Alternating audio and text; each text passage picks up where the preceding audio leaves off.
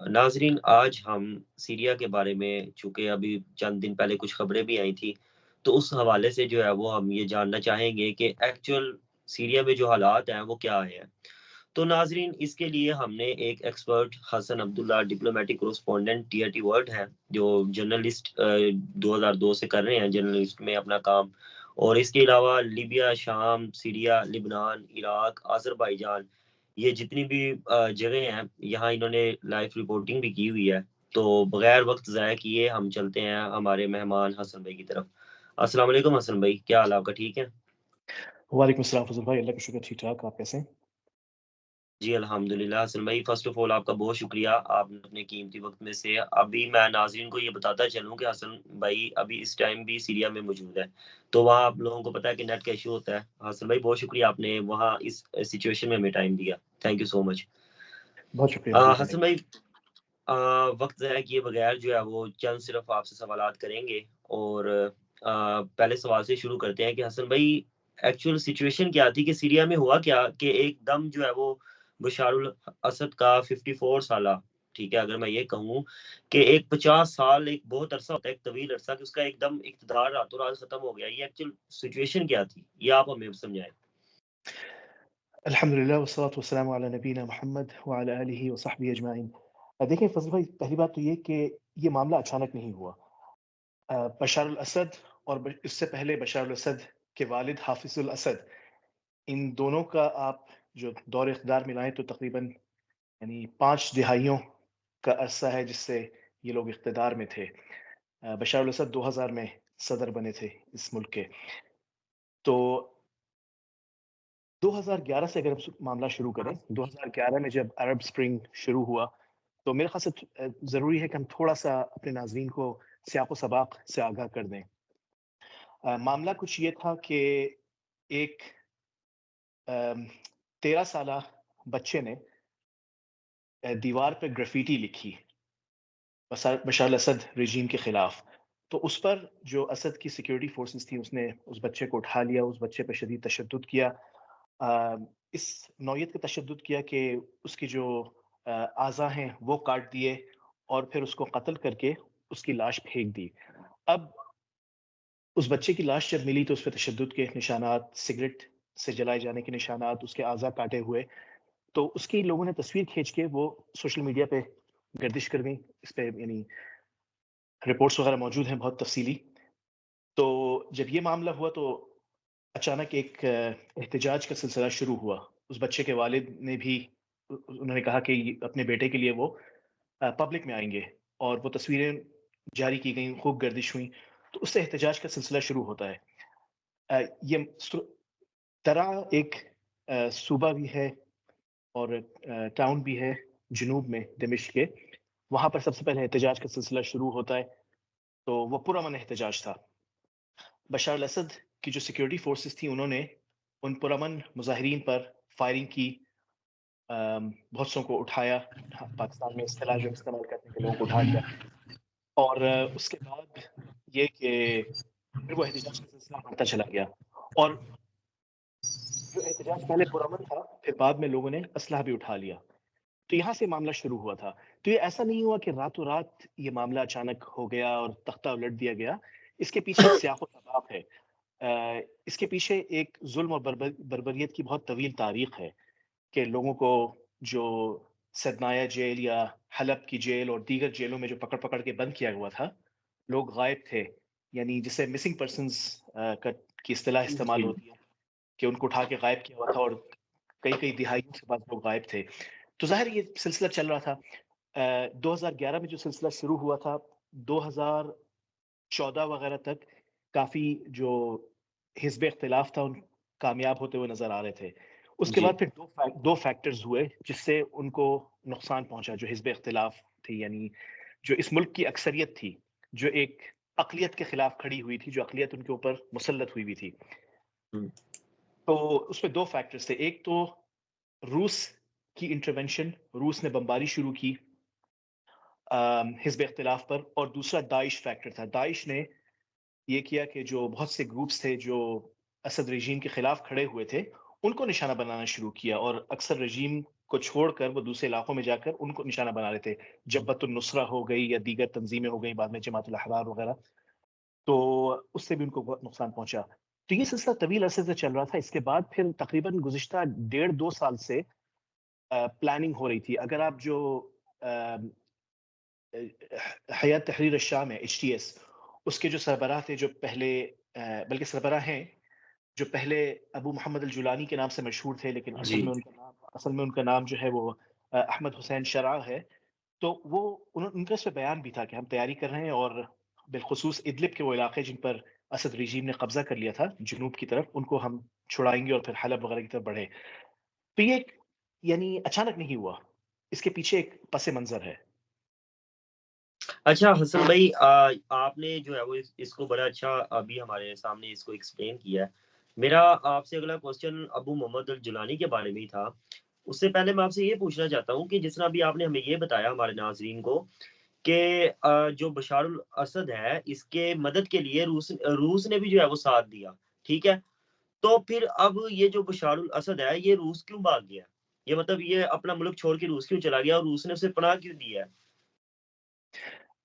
دیکھیں، پہلی بات ہے کہ ملک کیوں چھوڑ دیا، یہ بہت اس کا واضح جواب ہے کہ جو حزب اختلاف کی تمام جماعتیں اکٹھی ہو گئی تھیں. پہلی مرتبہ ہم نے دیکھا ہی نہیں 2011 سے لے کر اب تک کہ وہ جماعتیں جو آئیڈیولوجیکل اسپیکٹرم پہ یعنی نظریاتی طور پہ بہت مختلف تھیں، مثال کے طور پہ اسلام پسند جماعتیں ایک طرف اور دوسری طرف سیکولر جماعتیں حزب اختلاف کی، وہ سب اکٹھی ہو گئی تھی جی سنگل پوائنٹ ایجنڈا پہ کہ بشار الاسد کی جو حکومت ہے اس کا تختہ الٹنا ہے.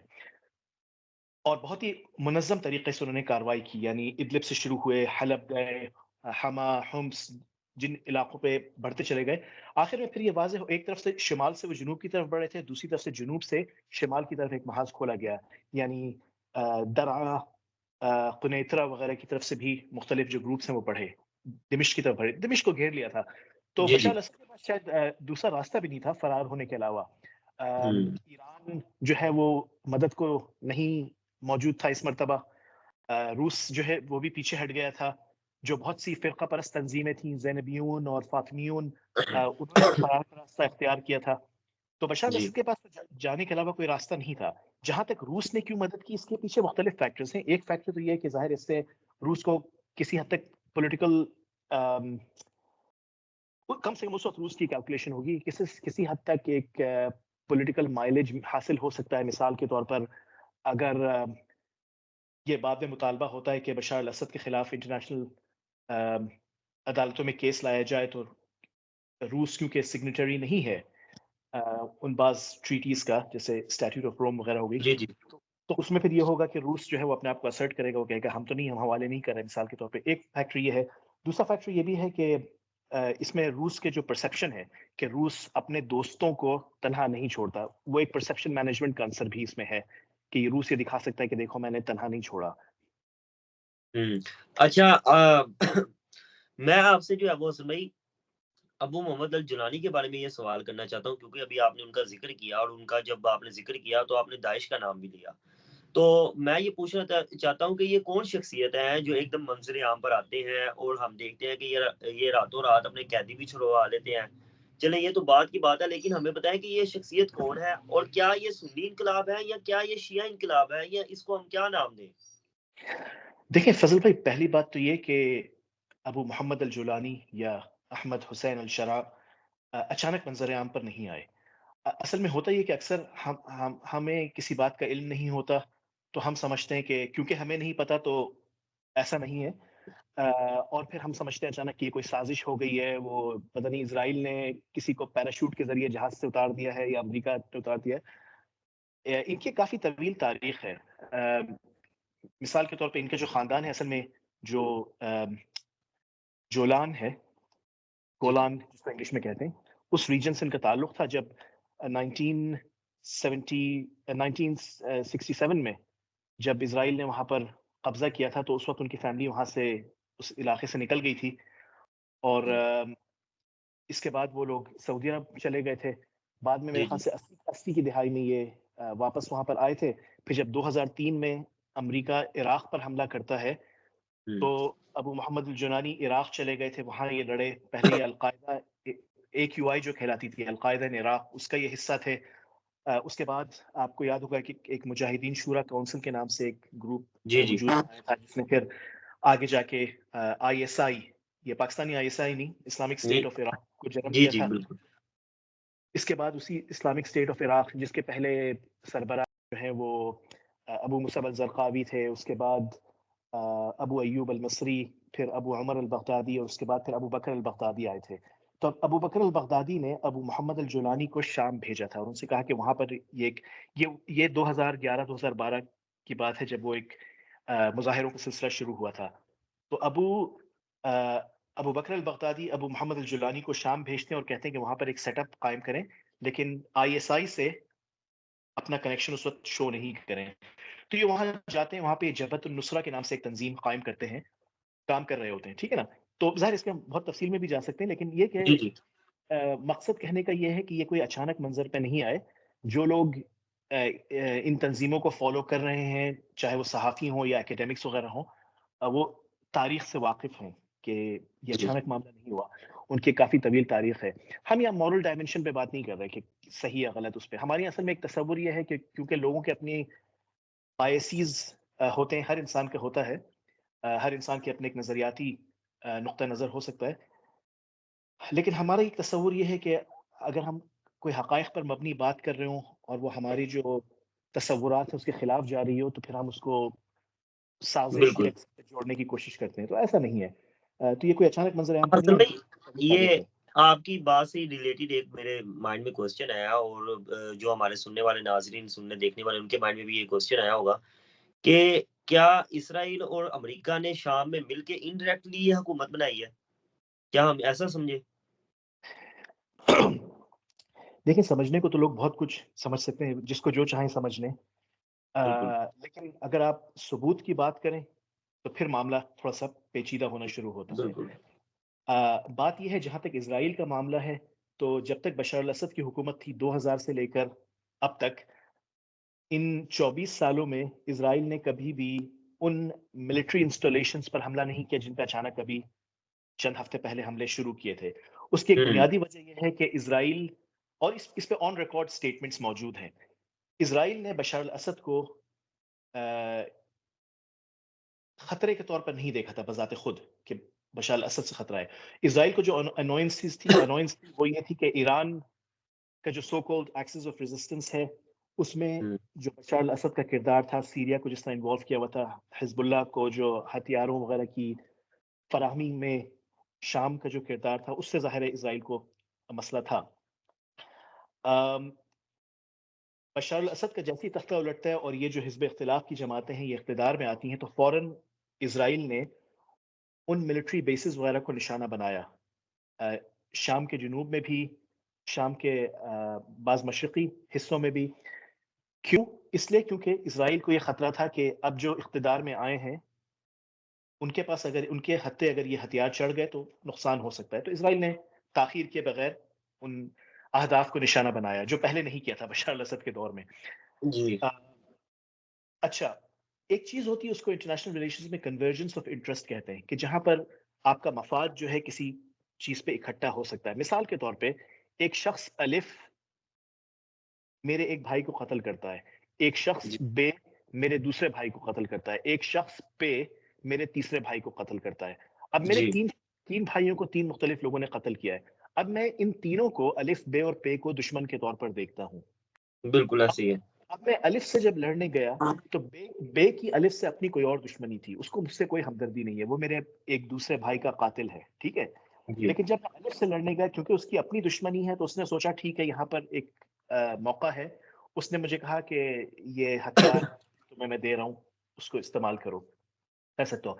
اب اسٹریٹجکلی بھی اس میں کوئی قباحت نہیں ہے اور شرعی طور پر بھی اس میں کوئی قباحت نہیں ہے. رسول صلی اللہ علیہ وسلم کی سیرت مبارکہ کا مطالعہ کریں تو ہم دیکھتے ہیں مثال کے طور پر کہ آپ صلی اللہ علیہ وسلم نے الائنسز جو قائم کی تھی بالکل کس نوعیت کی تھی؟ بعض اوقات یہود کے ساتھ، قریش کے خلاف، ٹھیک ہے نا. تو اس میں بالکل اسٹریٹجک یعنی اسٹریٹجی 101 ہے. آپ کہ جی میں نے الف سے پہلے کا بدلہ لوں گا پہلے، تو بے نے ہتھیار دیے، میں نے اس کے ہتھیار استعمال کیا الف کے خلاف. پھر پے کو، پھر میں نے اس سے کہا کہ اسی ہتھیاروں سے میں نے پے کے خلاف چڑھائی کی اور میں نے بے سے مثال کے طور پہ کہا کہ اچھا تم تو اتنے برے نہیں ہو، ٹھیک ہے میرے بھائی کو قتل کیا لیکن مجھے ہتھیار دیے ہیں، چلو ٹھیک ہے ہم دوستی وغیرہ کا دیکھ لیتے ہیں۔ اب میں نے جا کے بے جی، سے نمٹا، اب آخر میں بچا ہے بے، اب میں اپنا جو رخ ہے وہ اس کی طرف موڑ سکتا ہوں۔ بالکل۔ تو یہ تو بنیادی اسٹریٹجی کا ہے معاملہ، ٹھیک ہے نا؟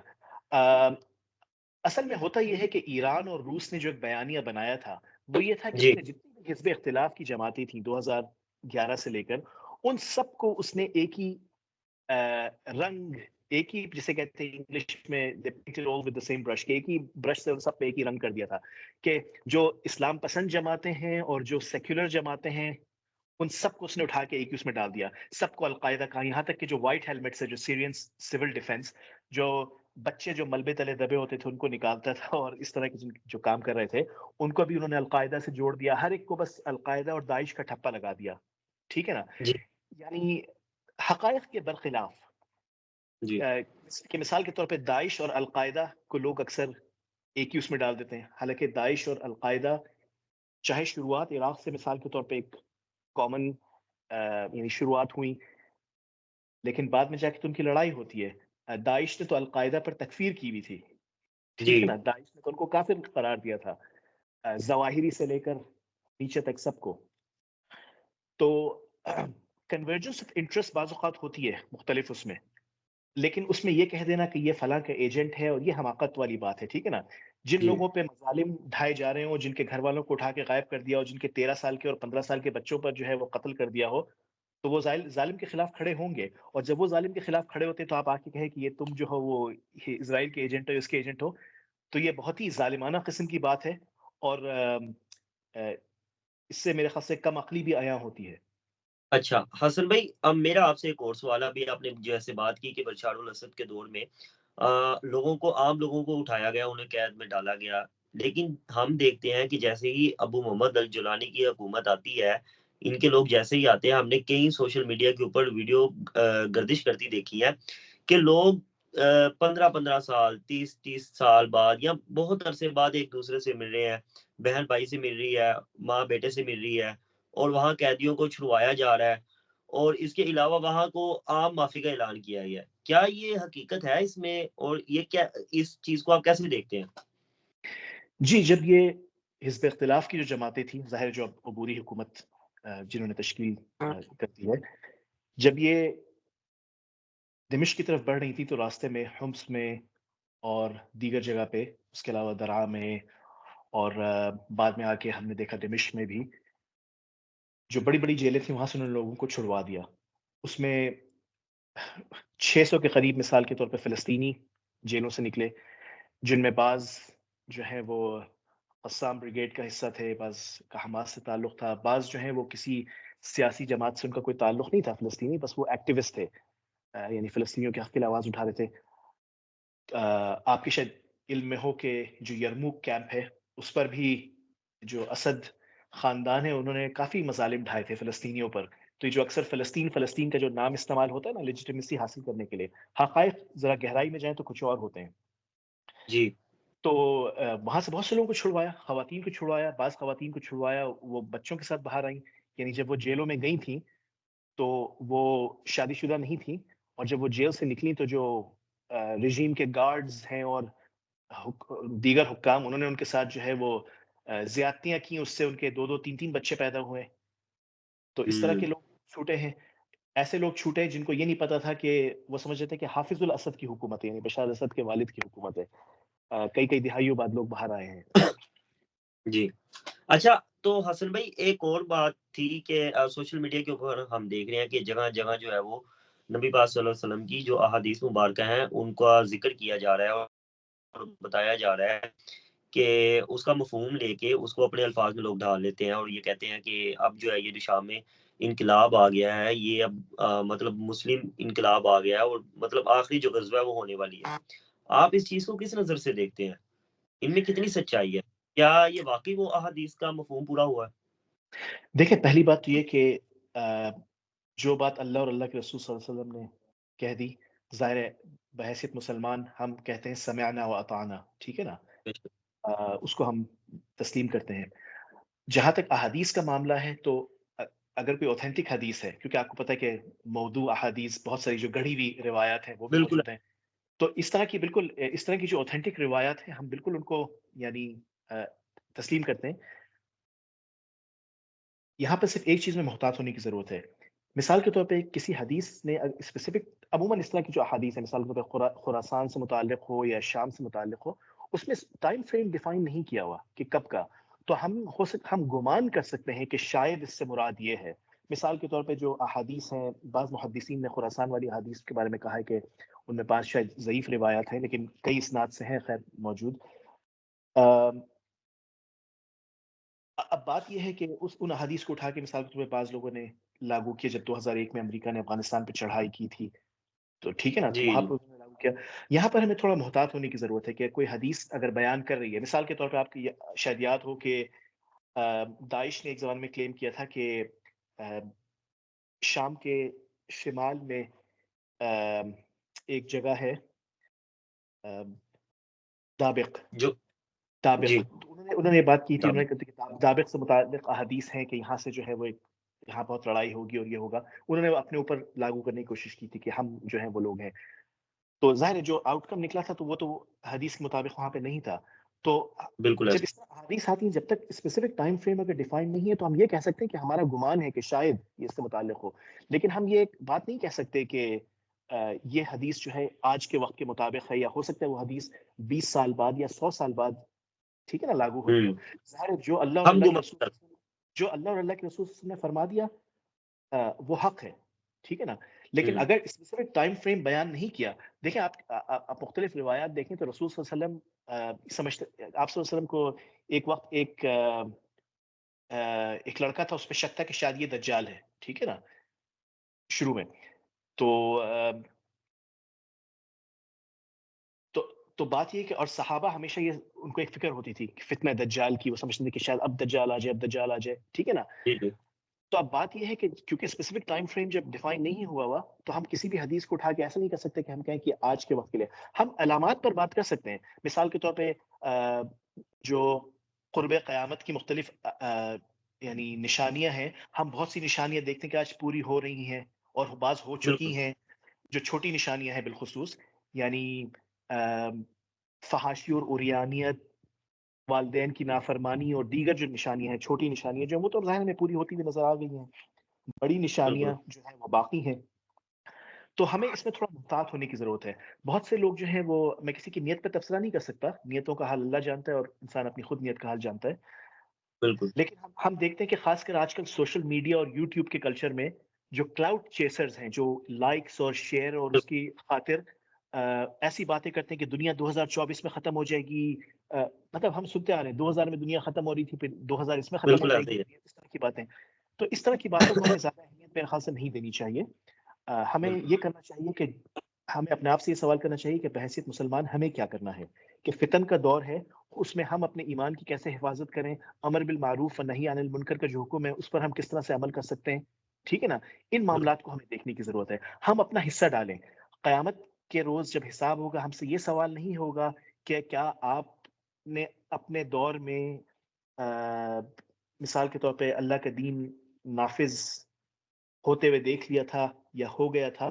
آپ سے یہ سوال ہوگا کہ کیا آپ نے اس کے لیے جستجو کی تھی، یا آپ بالکل جو ہے وہ جو نظام کفر تھا اس کو تسلیم کر کے خوشی خوشی اس پر راضی ہو کر بیٹھ گئے تھے ہاتھ پہ ہاتھ رکھ کے. ٹھیک ہے نا. یہ ہم سے سوال ہوگا. تو ہمیں یہ سوچنا ہے کہ بحیثیت مسلمان ہمیں کیا کرنا ہے، چاہے بالکل صحافی ہو یا طالب علم ہو یا جس شعبے سے بھی کسی انسان کا تعلق ہو. ہر مسلمان کو اس پہ سوچنے کی ضرورت ہے. ہر انسان کو بالکل ویسے تو سوچنا چاہیے کہ وہ دیکھ رہا ہے کہ سب لوگ آتے ہیں اور دنیا سے چلے جاتے ہیں، تو کیا ہم بے مقصد اس دنیا میں آ گئے ہیں؟ کیا ہمارے جو وجود ہے اس کے پیچھے کچھ مقصد ہے، نہیں ہے؟ ہاں، جی بنیادی فلسفیانہ سوال ہے جس پہ انسان کو سوچنا چاہیے اور اس حساب سے پھر اپنی زندگی میں آگے بڑھنا چاہیے. جی اچھا حسن بھائی، میرا آپ سے جو ہے وہ ایک اور کوشچن آ گیا ہے. آپ یہ بتائیے گا کہ حماس کا جو ہے وہ اس وقت کیا موقف ہے سیریا کے لیے؟ حماس آفیشلی سے ان کا تو کیا موقف ہے؟ جی حماس نے تو بیان جاری کیا ہے. حماس نے مبارکباد دی ہے شامی عوام کو انقلاب کی کامیابی پر. دیکھیں 2011 میں جب یہاں پر اپرائزنگ ہوئی تھی تو حماس نے تو اس کی حمایت کی تھی اس وقت. بعد میں یہ جی ہوا کہ حماس کو جہاں تک ہتھیاروں کی فراہمی کا تعلق ہے، دیکھیں مالی طور پر تو ترکی قطر اور دیگر ممالک شام کی مدد کرتے آئے ہیں، چاہے وہ ہیومینیٹیرین پروجیکٹس ہوں یا مالی امداد ہو، وہ کرتے چلے آئے ہیں۔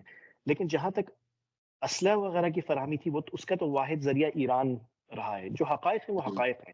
ہمارے یہاں بدقسمتی سے ہوتا ہے کہ بعض اوقات جو ہے وہ فرقہ پرستی کو اس حد تک شکار، دونوں طرف، شیعوں کی طرف بھی اور سنی کی طرف بھی، کہ وہ حقائق کو نظر انداز کرتے ہیں۔ تو یہ حقیقت ہے کہ ایران کی طرف سے ہی ہتھیاروں کی جو ترسیل وہ ہو رہی تھی۔ ہوں، تو ایران اس پہ ناراض ہو گیا کہ حماس نے جب حمایت کی تھی شام میں، جب اپ رائزنگ شروع ہوئی تھی 2011 میں، جی تو اس پر ناراضگی ان کی ہو گئی تھی، کچھ ایسے ٹینشن رہی۔ پھر بعد میں حماس نے مجبوراً جو ہے وہ کم سے کم پبلکلی اس کی حمایت پر تبصرہ کرنے سے گریز کیا، جی، اور پھر لیکن بھائی آپ کی ایران اگر کے میں ساتھ بات انٹرپٹ تعلقات کی کر رہا ہوں، بحالی ہوئی۔ معذرت آپ کی میں بات انٹرپٹ کر رہا ہوں، لیکن ہم جو موجودہ صورتحال ہے اس میں تو ہم یہ دیکھ رہے ہیں کہ ایران بالکل جو ہے وہ اس رجیم کے خلاف ہے جو ابھی موجودہ ہے، اور اس کے خالی خلاف نہیں ہے، ہم دیکھ رہے ہیں جگہ جگہ سوشل میڈیا کے اوپر ایران کے جو میڈیا ہے وہ بہت واویلا کر رہا ہے وہاں کے لوگ کہ یہاں انہوں نے ایسے کر دیا، یزید کے دربار میں چلے گئے، یہ ہو گیا وہ ہو گیا۔ تو ہم اس کو کس انقلاب کا نام دیں، سنی انقلاب یا شیعہ انقلاب؟ دیکھیں، پہلی بات تو یہ کہ سوشل میڈیا پہ جو بہت سے حضرات ہیں، خواتین و حضرات، بعض ٹرولز ہیں اور بعض جو اپنے تئیں اپنے اپنی طرف کی حمایت کر رہے ہیں، تو اکثر وہ شاہ سے زیادہ شاہ کے وفادار ہو جاتے ہیں۔ مثال کے طور پر جو بیانات روس کی طرف سے آ گئے ہیں، روس نے جو ہے وہ، روس کی طرف سے چند روز قبل بیان آیا تھا کہ حیات تحریر الشام، جس کو پہلے وہ دہشت گرد تنظیم کہتے تھے، آپ کے علم میں ہوگا کہ ایون جو سیکولر جماعتیں تھے ان کو بھی وہ دہشت گرد کہتے تھے۔ ایف ایس اے، حیات تحریر الشام، احرار الشام، داعش، انہوں نے سب کو ایک ہی گروپ میں ڈال دیا تھا، مطلب ایک ہی کیٹیگری میں ڈال دیا تھا۔ تو انہوں نے کہا کہ ہم اس کے جو ٹیررسٹ ڈیزگنیشن تھی اس کو ہم یعنی ریویو کر رہے ہیں۔ جی اسی طرح سے ایران کی طرف سے بھی مختلف بیانات آئے، اور ایران جو ہے وہ کوشش کر رہا ہے کہ معاملے کو سافن کیا جائے۔ عراق کی طرف سے آپ دیکھتے ہیں، مثال کے طور پر عراق سے بھی جو ہے وہ مختلف فرقہ پرست تنظیمیں شام میں آئی ہوئی تھیں بشار الاسد کی حمایت کے لیے، اور پھر انہوں نے فرار کا راستہ لیا۔ ابھی جب یہ لوگ دمشق کے بہت قریب پہنچ گئے تھے، تو عراقی حکومت کی طرف سے یہ بیان آیا کہ یہ شام کی عوام کا معاملہ ہے، ان کا ذاتی معاملہ ہے، اور ہم اس میں مداخلت نہیں کریں گے۔ اور آپ کے علم میں ہوگا کہ ابھی میرے خیال سے 2 یا 3 دن پہلے تقریباً 1100 کے قریب بشار الاسد کے فوجی جو فرار ہو گئے تھے عراق، ان کو عراقی حکومت نے، یہاں کی نئی جو حکومت ہے، عبوری حکومت، اس کے حوالے کر دیا ہے، بسوں میں ان کو ڈال ڈال کے بھیج دیا تھا یہاں پر۔ تو رفتہ رفتہ ممالک جو ہے وہ حقیقت کو تسلیم کر رہے ہیں۔ ایران بھی اس جی، طرف پہنچے گا۔ ایران کی جو ابھی ایئر اسپیس وغیرہ کی استعمال پہ شاید شام پابندی لگا دے، مثال کے طور پر۔ تو دیکھیں، جو ریال پالیٹیک ہے، اکثر جو ٹرولز ہیں اور انٹرنیٹ پہ جو شاہ سے زیادہ شاہ کے وفادار وہ ان معاملات کو قریب سے دیکھ نہیں رہے ہوتے، تو وہ لگے رہتے ہیں بس اپنے کام میں، اور پس پردہ جو ہے وہ، آپ دیکھ لیں روس کا اس وقت کیا، روس کی کیا پوزیشن ہے، اور جی، روس کی ملاقات، روس نے اپنی ڈیلیگیشن بھی بھیجی، ملاقاتیں یہاں پر ہوئیں، حیات تحریر الشام کے ساتھ ملاقاتیں ہوئیں، ڈیماسکس میں ملاقات ہوئی عبوری حکومت کے دیگر نمائندوں کے ساتھ بھی۔ تو حقائق کچھ اور ہیں، انٹرنیٹ پہ جو ٹرولز لگے ہوئے ہیں لیبلز استعمال کرنے میں، وہ کچھ اور ہیں۔ اچھا حسن بھائی، آپ نے ابھی جیسے ابھی یوٹیوبرز کے بارے میں بات کی ہے کہ یہ کیسے زہر قاتل ہے، اور مطلب اپنے مفادات کے لیے، چند ویوز کے لیے کیسی کیسی باتیں کر جاتے ہیں۔ تو پاکستان کے جو یہ یوٹیوبرز ہیں، آپ ان کے بارے میں کیا کہنا چاہیں گے؟ یہ اسپیشلی وہ لوگ جنہوں نے فیملی ولاگنگ کر کے معاشرے کے اندر زہر پھیلایا ہوا ہے۔ تو میں یہ چاہتا ہوں کہ ایک آپ اس کے حوالے سے بھی اگر آپ ایک میسج دینا چاہیں، آپ ان لوگوں کے بارے میں کیا کہنا چاہتے ہیں؟ دیکھیں فضل یہ بھائی، کوئی آ جاتا ہے، جی کوئی معذرت کے ساتھ اپنی بیوی لے کے آتا ہے اور وہ کہتا ہے گائز یہ دیکھیں، مجھے فالو کریں، مجھے لائک کریں۔ اور ابھی تو پچھلے دنوں ایک ویڈیو گردش کر رہی تھی، ایک ابھی نیا شادی شدہ جوڑا تھا، تو وہ جیسے ہی اپنی اس کی شادی ہوتی ہے اگلے دن ہی اپنی وائف کو لے کے آتا ہے میڈیا کے سامنے اور کہتا ہے گائز یہ دیکھیں میری بیوی آپ کو کیسی لگی، آپ کی بھابی۔ مطلب یہ کیا یہ چیز ہے پاکستانی ہاں معاشرے میں؟ جی، دیکھیں فضل بھائی، جبکہ پہلی بات، پاکستان تو معاذ کے ساتھ جبکہ پاکستان کو تو یہ کہا جاتا تھا کہ یہ تو اسلام کا قلعہ ہے، یہ کیسا قلعہ ہے کہ جس کے اندر مطلب یہ چیزیں چل پڑی ہیں؟ جی، آپ نے کئی سوال یہاں پہ کر دیے ہیں۔ پہلی بات تو یہ کہ ظاہر ہے تمام یوٹیوبرس کو ہم ایک ہی یعنی کیٹیگری میں نہیں ڈال سکتے کہ تمام بالکل، یوٹیوبرز ہیں وہ اس طرح کی حرکتیں نہیں کر رہے، ٹھیک ہے نا؟ اس طرح کی جو گروس جنرلائزیشن ہوتی ہے اس سے ہمیں تھوڑا سا اس میں احتیاط کرنی چاہیے کہ میں یہ کہہ دوں کہ تمام کہ یوٹیوبرز یہ کر رہے ہیں، یوٹیوبرز برے ہیں۔ مطلب وہ فیملی بلاگرس آئی مین. ہاں ہاں، وہ لوگ بھی ہیں جو ظاہر ہے اچھا کام کرنے کی کوشش کر رہے ہیں، وہ لوگ بھی ہیں جنہوں نے مونیٹائز نہیں کیا اور وہ لائکس اور اس کے چکر میں نہیں ہے، مثال کے طور پہ اس طرح کے لوگ بھی ہیں۔ ظاہر ہے اپنا پیغام جو ہے وہ ہر ایک چاہتا ہے کہ وہ پھیلے، دوسروں تک جائے، نیتیں ضروری نہیں ہے کہ اس کی لیکن پیسے کمانے کی نیت ہو، اور آف کورس بعض ایسے ہوتے ہیں جو ڈالر بالکل ایسے ہی ہے. لیکن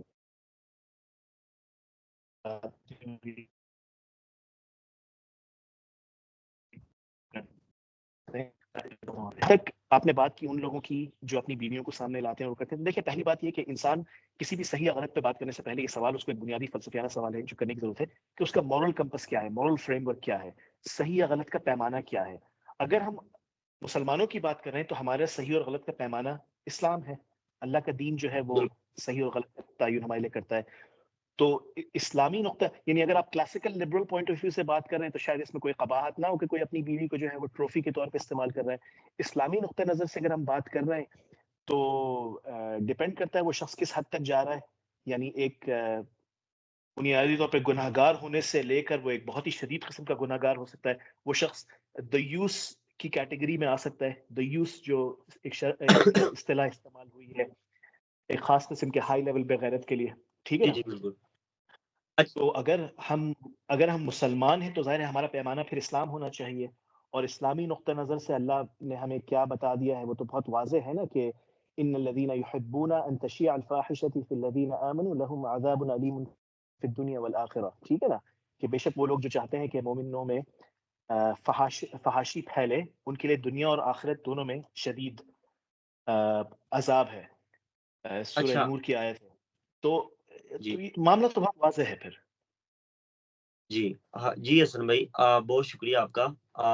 حسن بھائی یہ میرا لاسٹ کوشچن تھا آپ کا، کیونکہ میں نے آپ سے جو ہے وہ 13 منٹ لیے تھے. آپ کا بہت شکریہ، آپ نے جو ہے وہ اس سے زیادہ وقت دیا. اور جو سچویشن ہے، آخری میرا سوال تھا، کیونکہ ہم جو ہے وہ بہت زیادہ یہ جاننے کے لیے ہوتا ہے ہمیں کہ یار ہم جو پورا بھی مسلم دنیا کے اندر کوئی بھی صورتحال چل رہی ہوتی ہے، ہم یہ سوچ رہے ہوتے ہیں کہ یار پاکستان کے اوپر یہ صورتحال کیسی آئے گی، پاکستان کے اندر وہ کیسے ہوگا، کیونکہ ہمیں بچپن سے ہمارے نصاب کے اندر ہمیں یہ پڑھایا جاتا ہے یا ہمیں بتلایا جاتا ہے کہ جب غزوہ ہند ہوگی یہاں سے نکلیں گے ہم اسلام کا قلعہ ہے. اور ویسے بھی ہم ہی ایک واحد ایٹمی قوت ہے مسلم دنیا میں اس ٹائم پہ. تو ایک میرا یہ آپ سے لاسٹ سوال تھا، وہ یہ تھا کہ پاکستان یا مسلم دنیا پر یہ جو ابھی سیریا کی سچویشن ہوئی ہے، کیا اس کے بعد تیسری عالمی جنگ مسلط کر دی گئی ہے، یا اس کے اوپر آپ کا کیا موقف ہے، اس کی کیا امپیکٹ پڑے گا پاکستان کے اوپر؟ کیونکہ پاکستان میں تو ابھی میرا خیال پہ نہیں کھڑا. دیکھیں پاکستان میں تو حالات یعنی ہر پیمانے سے ہم دیکھیں تو بہت برے چل رہے ہیں، یعنی جو عدل و انصاف کی صورتحال ہے وہ بہت سنگین ہے۔ مالی نقطہ نظر سے آپ دیکھیں تو معاملات خراب ہیں، لوگوں کی جو ہے ایک جستجو جاری ہے، سروائیول کی ایک کوشش چل رہی ہے، بالخصوص ان لوگوں کے لیے جن کو حلال حرام کی فکر ہے، جو رشوت خور نہیں ہے۔ تو ہر پیمانے کسی بھی پیمانے سے آپ اس کو پرکھنے کی کوشش کریں، پاکستان تو شدید مشکلات کا شکار ہے۔ تیسری جنگ عظیم دیکھیں یہ تھوڑا پیچیدہ سوال ہو جاتا ہے، اس میں ہمیں بہت سارے چیزوں کو دیکھنا جی ہوگا۔ کیا تیسری جنگ عظیم شروع ہو چکی ہے، نہیں ہوئی؟ کیونکہ ہم دیکھ رہے ہیں کہ مختلف الائنسز ہیں آلریڈی۔ آپ یہ کہہ سکتے ہیں کہ مثال کے طور پہ یوکرین میں جو ہے یوکرین جنگ میں ایک طرف امریکہ ہے جس کے بعد مقاصد ہیں اس کے لیے اس کو استعمال کر رہا ہے، یورپ کے اپنا ایک پالیسی پوائنٹ آف ویو ہے۔ کئی پوائنٹس پہ آ کے یورپ اور امریکہ میں یعنی ایک ہی ان کا موقف نہیں ہے۔ یورپ میں اس وقت ڈیبیٹ چل رہا ہے، بہت سے لوگ جو ہیں وہ بات کر رہے ہیں اسٹریٹجک آٹونومی کی کہ امریکہ پر انحصار کم سے کم کیا جائے، ٹھیک ہے نا؟ تو پراکسی یعنی وارز کئی جگہ ہم کہہ سکتے ہیں کہ چل رہی ہیں، الائنسز بن رہی ہیں۔ میرے خیال سے اس میں ہمیں اتنا زیادہ پڑھنے کے بجائے یہ سوچنے کی ضرورت ہے کہ پاکستان کس طرف جا رہا ہے اور پاکستان میں ہمیں کیا کرنا ہے۔ تو مختصر میں کہوں گا اگر آپ اس میں مزید سوالات کرنا چاہیں تو میں حاضر ہوں، کوئی مسئلہ نہیں ہے انشاءاللہ۔ نہیں نہیں پہلی بات تو یہ پہلی جی بات تو یہ کہ یا تو آپ بہتی گنگا کے ساتھ بہہ جائیں، جس سمت میں ہوائیں آپ کو اڑا کے لے جا رہی ہیں آپ چلے جائیں، یا پھر اگر آپ سوچنے سمجھنے والوں میں سے ہیں تو آپ یہ سوچیں کہ ایک منٹ مجھے کیا کرنا ہے، کیا ہو رہا ہے، کیا کرنا ہے، کس طرح سے کرنا ہے، بنیادی سوالات ہیں۔ تو اس میں کیونکہ بچپن سے ہمیں سلوگنز تو بہت پڑھائے جاتے ہیں، سکھائے جاتے ہیں، اور ہم اکثر سوچے سمجھے بغیر ان کا جائزہ لیے بغیر ان کو تسلیم بھی کر لیتے ہیں کہ ہم اسلام کا قلعہ ہیں اور یہ ہے وہ ہے، لیکن ہم اگر گہرائی میں جا کے جائزہ لیں تو پاکستان نے یعنی اسلام کو اور مسلمانوں کو کافی نقصان پہنچایا ہے تاریخی لحاظ سے اگر اسلام آبجیکٹیولی جائزہ لیں تو۔ تو صرف سلوگن سے ہم اسلام کا قلعہ نہیں ہو جاتے۔ پاکستان جب بنا تھا تو بہت سی لوگوں کی امیدیں وابستہ تھیں۔ شاید یہ کہنا بھی مناسب ہوگا کہ ہم نے خیانت بھی کی، جو ایک وعدہ کیا تھا کہ ہم کیا کریں گے اس سرزمین میں۔ تو یہاں پر ہمیں یہ سوچنے کی ضرورت ہے کہ ہمارا مقصد زندگی کیا ہے، اور اگر ہم مسلمان ہیں اور آخرت پر یقین رکھتے ہیں تو اللہ ہم سے کیا تقاضا کرتا ہے، اور پھر آگے جا کے مزید تفصیل میں جائیں گے کہ کس طرح سے اس تبدیلی لانی ہے۔ ظاہر ہے اس میں ہمیں ایک علمی جستجو کی ضرورت ہے، کیونکہ ہم نے بالکل اکثر ایسا کیا کہ ہم نے تھوڑا سا اسلام اٹھایا ہے، تھوڑے سے دیگر سیکولر نظریات اٹھائے، ان کو مکس کر کے گولا گنڈا جو ہے وہ بنا دیا ہے، ٹھیک ہے نا؟ تو اس کا نتیجہ یہ نکلا کہ نہ ہی وہ اسلام اور نہ ہی وہ کوئی ایسا نظریہ ہے جس کے تحت آپ کم سے کم مادی طور پر ترقی کر سکیں۔ تو نہ ہی آپ کو مادی طور پہ ترقی ہو رہی ہے اور نہ ہی آپ اسلامی طور پر اپنی آخرت ترقی۔ جو ہے وہ بچا پا رہے ہیں۔ تو یہ بہت ہی سنگین صورتحال ہے۔ جی حسن بھائی آپ کا بہت شکریہ، آپ نے اپنا قیمتی، اپنے ناظرین کو یہ کہنا چاہتا ہوں کہ اگر آپ کو یہ انٹرویو حسن بھائی کا پسند آئے تو آپ چینل کو سبسکرائب کریں، لائک کریں، اور اگر آپ یہ چاہتے ہیں کہ آپ کے سوالات ہم حسن بھائی سے پوچھیں تو انشاءاللہ کچھ دنوں تک ہم حسن بھائی کے ساتھ ایک لائیو سپیس کرنے جا رہے ہیں۔ آپ اپنے سوالات کمنٹ سیکشن میں کر سکتے ہیں، ہم انشاءاللہ نیکسٹ ٹائم حسن بھائی سے آپ کے تمام سوالات کریں گے۔ ہمیں دیجیے اجازت، اللہ حافظ۔